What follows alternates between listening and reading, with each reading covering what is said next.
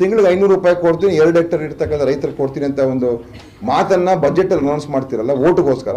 So ನಿಮ್ಮ ದ್ವಿಗುಣ ಮಾಡಿದ್ರಿ ಅಂತ ಹೇಳಿದ್ರಿ ರೈತರ ಆದಾಯ, ಬೆಂಬಲ ಬೆಲೆ 50% ಪ್ರಾಫಿಟ್ ಮಾಡ್ತಿತ್ತು. ನಮ್ಮ ಮಾತುಗಳು 100 ದಿವಸದಲ್ಲಿ ವಿದೇಶದ ಹಣ ವಾಪಸ್ ತೊಗೊಂಡ್ಬರ್ತೀನಿ, ನಿಮ್ಮ ಮಾತುಗಳು. ಸೊ ಸುಳ್ಳು ಹೇಳ್ಕೊಂಡು ನೀವು ಜನರಿಗೆ ಮೋಸ ಮಾಡಿದ್ದೀರಾ. ಜನರಿಗೆ ಎಲ್ಲ ರೀತಿಯ ನೀವು ಅವರನ್ನು ಓಟ್ಗೋಸ್ಕರ ಎಲ್ಲ ರೀತಿಯ ಹೇಳಿಕೆಗಳು ಕೊಟ್ಟು ಈಗ ಅದನ್ನು ಮಾಡೋಕ್ಕಾಗ್ದೇ ಮತ್ತೆ ನೀವು back to criminal politics, back to this ದೇಶವನ್ನೇ ಡಿವೈಡ್ ಮಾಡ್ತಕ್ಕಂಥ ರಾಜಕಾರಣ ಮಾಡ್ತಾ ಇದ್ದೀವಿ.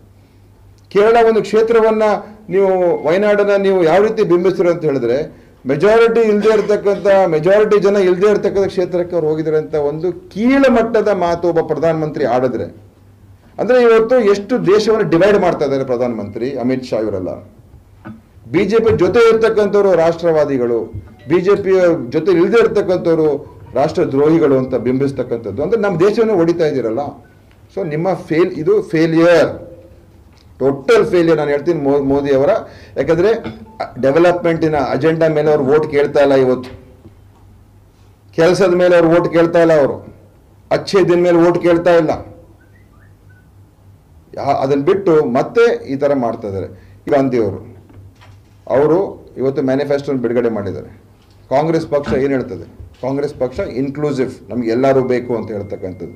ಇವತ್ತು ದೇಶದಲ್ಲಿ ಆ ಹೀಲಿಂಗ್ ಟಚ್ ಬೇಕು. ಇವತ್ತು ಎಲ್ಲ ಕಡೆ ದ್ವೇಷ, ಹಿಂಸಾತ್ಮಕ ವಾತಾವರಣ ನಿರ್ಮಾಣ ಆಗಿರ್ತಕ್ಕಂಥದ್ದಕ್ಕೆ ಇವತ್ತು ಒಂದು ಹೀಲಿಂಗ್ ಟಚ್ ಈ ದೇಶಕ್ಕೆ ಬೇಕು. ಅದನ್ನು ಇವತ್ತು ಒಂದು ಪರ್ಯಾಯ ಸರ್ಕಾರ ಕೊಡೋದಕ್ಕೆ ಮಾತ್ರ ಸಾಧ್ಯ. ಇವತ್ತು ನಮ್ಮ ಹಲವಾರು ಯೋಜನೆಗಳನ್ನು ಏನು ಘೋಷಣೆ ಮಾಡಿದ್ದಾರೆ ರಾಹುಲ್ ಗಾಂಧಿ ಅವರು, ಇವತ್ತು ಮ್ಯಾನಿಫೆಸ್ಟೋ ಕೂಡ ಬಿಡುಗಡೆ ಆಗಿದೆ. ನ್ಯಾಯ ಯೋಜನೆ, ಇವತ್ತು ಬಡವರಿಗೆ 20% ಜನ ಯಾರು ಬಡವರಿದ್ದಾರೆ ಈ ದೇಶದಲ್ಲಿ ಅವರಿಗೆ ವರ್ಷಕ್ಕೆ 72,000 ಬರ್ತಕ್ಕಂಥ ಒಂದು ಕಾರ್ಯಕ್ರಮ. ನಾವೇನು ಎಲ್ರಿಗೂ 15 ಲಕ್ಷ ರೂಪಾಯಿ ಬ್ಯಾಂಕ್ ಅಕೌಂಟ್ ಹಾಕ್ತೀವಿ ಅಂತ ಹೇಳ್ತಾ ಇಲ್ಲ. ದೇಶದ 20% ಜನರಿಗೆ ಬಡತನದಲ್ಲಿ ಯಾರು ಇದ್ದಾರೆ ಅಂಥವ್ರಿಗೆ ತಿಂಗಳಿಗೆ 6,000, ವರ್ಷಕ್ಕೆ 72,000 ನೀಡ್ತಕ್ಕಂಥ ಒಂದು ಕಾರ್ಯಕ್ರಮ ಮಾಡ್ತಕ್ಕಂಥದ್ದಕ್ಕೆ ನಾವು ಘೋಷಣೆ ಮಾಡಿದ್ದೇವೆ. ಬಿಜೆಪಿಯವರು ಇದಕ್ಕೆ ಹೆಂಗೆ ಮಾಡೋಕ್ಕೆ ಸಾಧ್ಯ ಅಂತ, ಅರೆ ನೀವು 15 ಲಕ್ಷ ಕೊಡ್ತೀವಿ ಅಂತ ಹೇಳಿ 1 ರೂಪಾಯಿ ಕೊಡಲಿಲ್ಲ, ನಮ್ಗೆ ಯಾಕೆ ಕೇಳ್ತಾರೆ ಹೆಂಗೆ ಸಾಧ್ಯ ಅಂತ? ನಾವು ಸಾಲ ಮನ್ನಾ ಮಾಡಿದೋ 72,000 ರೂಪಾಯಿ, ಫುಡ್ ಸೆಕ್ಯೂರಿಟಿ ಆ್ಯಕ್ಟ್ ಮಾಡಿದೋ, ವರ್ಷಕ್ಕೆ ಸುಮಾರು 1 ಲಕ್ಷ ಕೋಟಿಗಿಂತ ಹೆಚ್ಚು ಅನುದಾನ ಬೇಕಾಗ್ತದೆ. NREGA ಮಾಡಿದೋ. ಇವತ್ತು NREGAಯನ್ನು ನಮ್ಮ ಹೊಸ ಘೋಷಣೆ 100 ರೂಪಾಯಿ ಇದ್ದಿದ್ದನ್ನು 100 ದಿವಸ ಇದ್ದಿದ್ದನ್ನು 150 ದಿವಸಕ್ಕೆ NREGAಯನ್ನು ವಿಸ್ತರಣೆ ಮಾಡ್ತಕ್ಕಂಥ ಒಂದು ಘೋಷಣೆ ಮಾಡಿದ್ದಾರೆ. ಸೊ ರಾಹುಲ್ ಗಾಂಧಿ ಅವರು ಸುಳ್ಳು ಭರವಸೆ ಹೇಳ್ತಕ್ಕಂಥ ವ್ಯಕ್ತಿ ಅಲ್ಲ. ಮೋದಿಯವರೊಬ್ಬ ಮಹಾ ಸುಳ್ಳುಗಾರ. ಯಾಕಂದರೆ ಅವ್ರು ಹುಟ್ಟಿರೋದೇ ಸುಳ್ಳು. ಅವ್ರ ಎಜುಕೇಷನ್ ಕ್ವಾಲಿಫಿಕೇಷನ್ ಬಗ್ಗೆ ಸುಳ್ಳು ಹೇಳಿದ್ದಾರೆ. ಅವ್ರ ಹಿಂದಿನ ಅಫಿಡವಿಟ್ಗಳಲ್ಲಿ ಮದುವೆ ಆಗಿದ್ರು ಅದ್ರ ಬಗ್ಗೆ ಸುಳ್ಳು ಹೇಳಿದ್ದಾರೆ. ಎಲ್ಲವೂ ಕೂಡ ಅವ್ರದ್ದೆಲ್ಲ ನಾಟಕೀಯ ಕಪಟತನದಿಂದ ಅವರು ನಡೆಸ್ತಾ ಇರ್ತಕ್ಕಂಥದ್ದು.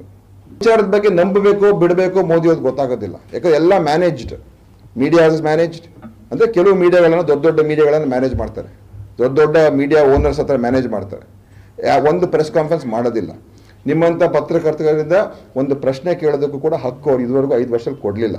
ಯಾಕೆ ಮೋದಿ ಅವರ ಇದರಲ್ಲಿ ಫೇಲಿಯರ್ ಆಗಿದೆ ಅಂತ ನೀವು ಯಾರು ಕೂಡ ಅವ್ರನ್ನ ಕೇಳೋಕ್ಕೆ ಸಾಧ್ಯ ಆಗಿಲ್ಲ 5 ವರ್ಷದಲ್ಲಿ.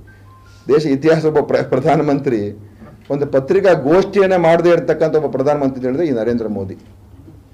ಅವರ ಸುದ್ದಿ ಸರಿಯಾಗಿ ಬಿಂಬಿಸಿದ್ರೆ ಅದು ಓಕೆ, ಸರಿಯಾಗಿ ಬಿಂಬಿಸದೆ ಹೋದರೆ ಅವ್ರ ಮೇಲೆ ಥ್ರೆಟನ್ ಮಾಡೋದು. ಉದ್ದಿಮೆಗಾರರು ಅವ್ರ ವಿರುದ್ಧವಾಗಿದ್ದರೆ ಅವ್ರಿಗೆ ತೊಂದರೆ ಕೊಡೋದು. ರಾಜಕಾರಣಿಗಳು ಅವ್ರ ವಿರುದ್ಧವಾಗಿದ್ದರೆ ಅವ್ರಿಗೆ IT raid, ED raid, CBI ಎಲ್ಲ ತೊಂದರೆ ಕೊಡೋದು, ಬ್ಲ್ಯಾಕ್ ಮೇಲ್ ಮಾಡೋದು. So Modi raj is mafia raj, equivalent to mafia raj. ಮತ್ತು ದೊಡ್ಡ ಕಂಪನಿಗಳಿಗೆ ದೊಡ್ಡ ಈ ದೇಶದ ಲೂಟಿ ಮಾಡ್ಕೊಂಡು ಹೋಗ್ತಕ್ಕಂಥವ್ರಿಗೆ ರಕ್ಷಣೆ ಕೊಟ್ಟಿರ್ತಕ್ಕಂಥ ಚೌಕಿದಾರ್. ಅವ್ರ ಚೌಕಿದಾರಿಯಲ್ಲಿ ಸುಮಾರು 1 ಲಕ್ಷ ನಮ್ಮ ಬ್ಯಾಂಕಿನ ಹಣ ಇವತ್ತು ವಿಜಯ ಬ್ಯಾಂಕ್ ಆಫ್ ಬರೋಡಾ ಆಗಿದೆ. ಇದು ಒಂದು ರೀತಿ ಮಂಗಳೂರಿನ ದಕ್ಷಿಣ ಕನ್ನಡ ಜಿಲ್ಲೆಗೆ ಒಂದು ಕೆಟ್ಟ ಗಳಿಗೆ ಅಂತ ಹೇಳ್ಬೋದು. ನಮ್ಮ ಏನು ಐತಿಹಾಸಿಕ ವಿಜಯ ಬ್ಯಾಂಕ್ ಇದೆ ಅದು ಇವತ್ತು ಕೆಳಗಡೆ ನಾನು ಬೋರ್ಡ್ ನೋಡಿದೆ, ಇಲ್ಲೇ ಬೋರ್ಡ್ ಚೇಂಜ್ ಆಗಿಬಿಟ್ಟಿದೆ, ಬ್ಯಾಂಕ್ ಆಫ್ ಬರೋಡಾ ಆಗಿದೆ. ಅದು ಏನು ಕಟೀಲ್ ಏನು ಮಾಡ್ತಾ ಇದ್ರು ನನಗೆ ಗೊತ್ತಿಲ್ಲ. ಒಂದು ದಿವಸ ಇದ್ರ ಬಗ್ಗೆ ಮಾತಾಡಿದ್ರ, ಇದ್ರ ಬಗ್ಗೆ ಪ್ರತಿಭಟನೆ ಹೋರಾಟ ಮಾಡಿದ್ರೆ ಇಲ್ಲ, ಒಪ್ಕೊಂಡ್ಬಿಟ್ಟಿದ್ದಾರೆ, ಇದು ಹೋಯ್ತು. ಸೊ ಇವರು ಇಂಥ ಬ್ಯಾಂಕ್ಗಳಲ್ಲಿ 1 ಲಕ್ಷ ಕೋಟಿ ರೂಪಾಯಿ ಅಷ್ಟು, ಈ ಚೋಕ್ಸಿ ಅಂತವ್ರು 20,000 ಕೋಟಿ, ಇನ್ನೊಬ್ಬರು 15,000 ಕೋಟಿ, ನೀರವ್ ಮೋದಿ ಅವ್ರದ್ದೊಂದು 20,000 ಕೋಟಿ, ವಿಜಯ್ ಮಾಲ್ಯ ಒಂದು 8,000 ಕೋಟಿ, ಈ ಥರ ಎಲ್ಲ ಬ್ಯಾಂಕ್ಗಳು ಲೂಟಿ ಮಾಡಿಕೊಂಡು ವಿದೇಶಕ್ಕೆ ಹೋಗುವಂಥವ್ರಿಗೆ ರಕ್ಷಣೆ ಕೊಡ್ತಕ್ಕಂಥ ಚೌಕಿದಾರ್ ಈ ಮೋದಿಯವರು. ಸೊ ಇದು ಚೌಕಿದಾರ್ ಫಾರ್ ದಿಸ್ ದೊಡ್ಡ ವೆಲ್ತಿ ರಿಚ್ ದೇಶವನ್ನು ಲೂಟಿ ಮಾಡಿದ ಜನರಿಗೆ ಚೌಕಿದಾರ್ ಆಗಿದ್ದಾರೆ, ಅವ್ರಿಗೆ ರಕ್ಷಣೆ ಮಾಡೋ ಚೌಕಿದಾರ್ ಆಗಿದ್ದಾರೆ ಹೊರತು ಸಾಮಾನ್ಯ ಜನರಿಗೆ ಏನೂ ಮಾಡಲಿಲ್ಲ. ಇವತ್ತು ಬ್ಯಾಂಕ್ ಅಕೌಂಟ್ಗಳಲ್ಲಿ ಜನ್ಧನ್ ಮಾಡಿದ್ರು. ಇವತ್ತು ಮಿನಿಮಮ್ ಬ್ಯಾಂಕ್ ಬ್ಯಾಲೆನ್ಸ್ ಇಲ್ಲದೆ ಹೋದರೆ ಫೈನ್ ಹಾಕೋಕೆ ಶುರು ಮಾಡಿದ್ದಾರೆ ಆ ಬ್ಯಾಂಕ್ ಅಕೌಂಟ್ ಹೋಲ್ಡರ್ಸ್ ಮೇಲೆ. ಪಾಪ ಈಗ ಅನಾವಶ್ಯಕವಾಗಿ ದುಡ್ಡು ಕಟ್ಟಬೇಕಾಗಿದೆ ಬ್ಯಾಂಕ್ಗಳಿಗೆ. ಜನ್ಧನಲ್ಲಿ ದುಡ್ಡಿಲ್ಲ, ಆ ಖಾಲಿ ಇರೋ ಬ್ಯಾಂಕ್ ಅಕೌಂಟ್ಗಳಿಗೆ ರಿವರ್ಸ್ ಫೈನ್ ಈಗ ಬ್ಯಾಂಕ್ ಅಕೌಂಟ್ ಹೋಲ್ಡರ್ಸ್ ಮೇಲೆ ಬರ್ತಾ ಇದೆ. ಒಂದು. ಎರಡನೇದು, ಏನು ಅವರ LPG 450 ರೂಪಾಯಿ ಈಗ 1050 ರೂಪಾಯಿ ಆಗಿದೆ. ಸಾಮಾನ್ಯ ಜನರ ಬದುಕೆಲ್ಲ ಇದಾಯಿತು. ಮತ್ತು ಅದರಲ್ಲಿ ಉಜ್ವಲ ಸಿಲಿಂಡರ್ಗೆ ಸಬ್ಸಿಡಿ ಸಿಗ್ತಾ ಇರ್ತಕ್ಕಂಥ ಸಿಲಿಂಡರ್ಸ್ಗೆ ಫುಲ್ ಪೇಮೆಂಟ್ ಕೊಟ್ಟರೆ ಮಾತ್ರ ಅವ್ರಿಗೆ ಗ್ಯಾಸ್ ಸಿಗ್ತದೆ. ಆ ದುಡ್ಡು ಪೇಮೆಂಟ್ ಕೂಡ ಬ್ಯಾಂಕ್ ಅಕೌಂಟ್ ರೆಗ್ಯುಲರ್ ಆಗಿ ಬರೋದಿಲ್ಲ.